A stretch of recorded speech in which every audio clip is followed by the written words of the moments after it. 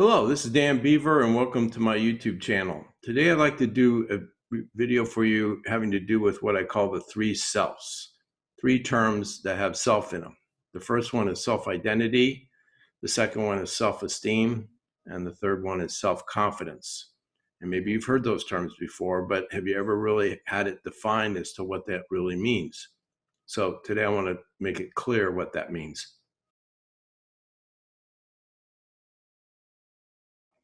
Well, self-identity defines who you are. Who are you? Who are you? It sounds like the who. Who are you? Well, you ask people that and they just say, well, they'd have a hard time. They struggle. And my students, I'll say, so what defines your identity? And I say, well, what defines you for all of you that you have in common is that you're all students. You're all college students. That's part of your identity. Other parts have to do with the roles that we play, being a mother or a father or a husband or a wife, being a son or a daughter. We all have these roles. That's part of your identity.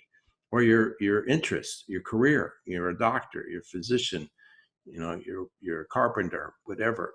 That's who you are. Lots of people identify their identity around what they do.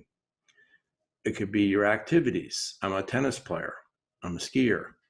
I'm a speaker. So that's part of my identity as well. Now, some people define their identity earlier in their life, when they're in their teens almost, and they might be a virtuoso piano player or something, and that defines their identity for a long time. Or some people develop it later in life, and they discover new things that they are interested in, and that defines their identity as well. So it's never locked in. It's always in fluid, and it can change. But, the problem with it that I've seen is that when people put all their eggs in one basket, so to speak, meaning that their whole identity is invested into one thing, and that's it. They don't have any backup identity. It's just this one thing. For instance, let's take a boy that is a big high school football star. And everybody knows this guy because of being the football star in high school. And then he gets a scholarship to a big university, and he plays football there and becomes the big star of the university football team. That's his life. That's what it's about. And then he gets drafted by the NFL, and now he's a professional football player. And he plays through his 20s and into his 30s, and then he's not doing too well physically and is not really able to play anymore and has to retire from football. Who is he? He doesn't know. I mean, he can't live in the past, really. I mean, he's the football star, but in the present, what defines his identity, really? And he feels really depressed about that. Some football players go into sportscasting and they take on a whole new part of their identity. But not every football player can be a broadcaster, so they struggle a lot. I've seen this with other people that retire. Their whole identity was being one thing, a lawyer or a doctor or, whatever it is. And then they retired, and now what are they? Who defines what they are? And then they're very depressed. Some, people die when they retire. They wait to get there, and then they die because they don't have anything else going on, I think. I don't know. Can't prove that. So you want to have a diversity in your identity. You want to have lots of things going on. That's the healthy part. So that's self-identity. Now, self-esteem is a term that is thrown around a lot. People use it a lot. And usually it's a binary thing. You have low self-esteem or high self-esteem. That's it. And most people will not tell you that they have high self-esteem usually. They're not supposed to do that. They might be bragging. So usually you hear low self-esteem thrown around a lot. So let's say a person comes to see me as a patient and they have depression and they'll say, I have low self-esteem. Okay. In what the part of your identity do you have low self-esteem? That's what I think. And they go, I don't know. I just have low self-esteem and I'm bummed out. Okay. So if it's a woman, I always play this little thing. I go, so you have low self-esteem? She goes, yeah. I said, okay, so you're a mother, right? Oh, yeah, I'm a mother. Okay.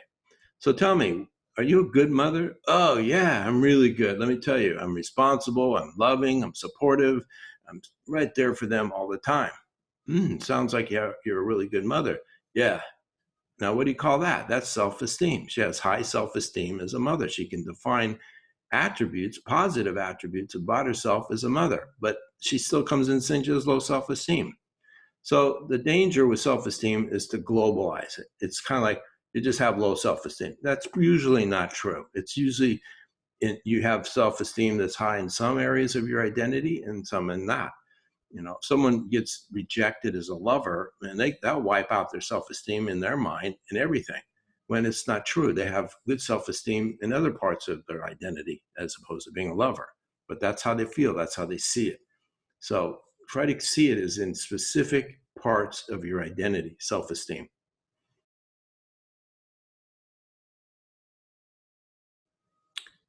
Then self-confidence. Where do you get that? How do you get confidence? A lot of people, you can't get it in a therapist's office. Self-esteem is not so much, self-confidence isn't so much about what you think, it's more what you experience. And then your attitude changes. You believe you're confident. But you have to have experience to have confidence. And the experience is that you do something repeatedly, an activity. For instance, if I ski down a hill and I fall down 10 times, I'm not too confident skiing that hill. And well, I'll go back up and try it again. And then I skied and then I fall down 5 times. It's an improvement, but still not great. Then I ski another time. Pretty soon I ski down that hill and I don't fall down at all. I'm what I would call pretty confident on that hill. So it's the proverbial learning curve. You have to have that curve. You have to have that ability to learn and fall down and make mistakes and struggle. And then you get more confident in it. And then you really feel like you know what you're doing about it. But you just don't get it right away. So perfectionist people who think they have to do it perfect every time can't do new things very well. In fact, they avoid it because they know they can't do it well the first time. They don't allow themselves to have that learning curve and they struggle with it. And they usually find one thing they do really well, and then that's where they stop. They limit it, which is limiting, your life experience. You can't try new things. You can't have new experiences because you might not do it right. Oh, well, I had experience of learning how to get on one of those paddleboard things. And I thought, oh, this will be fun, something new. I've never done this before. So I go out there, I can barely stand up on it. I mean, I was falling down and I get back up and try to do it. And I'm still not that confident yet, but I kind of laughed at it. When I was younger, I'd probably worry about what other people think. Oh my God, they think I'm terrible. Well, you get older, you don't buy into what people think so much. So self-confidence comes from experience.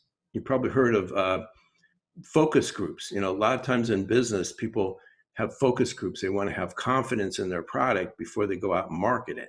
And they tweak it and they talk to people. And then eventually they get very confident about their product or their movie. It happens in movies a lot.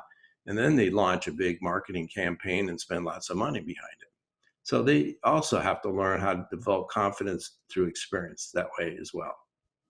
So hopefully you found this helpful and you can see those terms.